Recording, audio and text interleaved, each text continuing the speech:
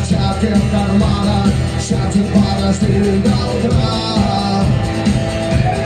До утра на странный стук зовет дорогу. Может сердце, может стук дверь.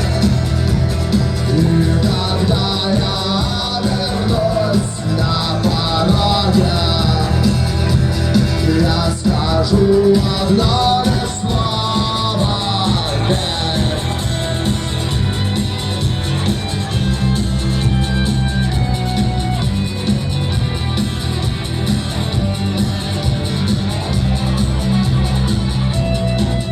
И опять на вокзалы, и опять поезда, и опять проводили в этот период чай.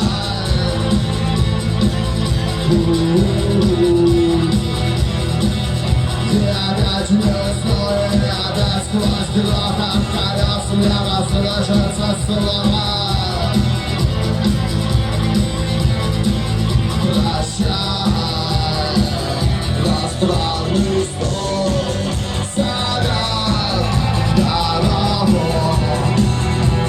Может сердце, может стук дверь. И когда я вернусь на пороге, я скажу одно лишь слово «верь». Иностранный звук зовет дорогу. Может сердце, может стук дверь.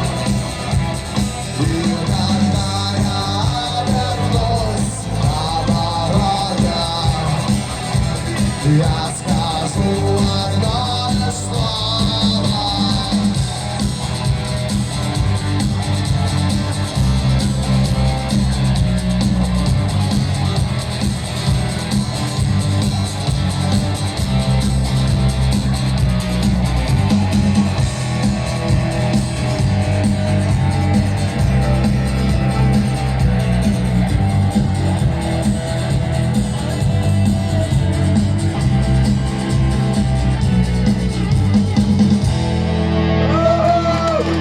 Спасибо.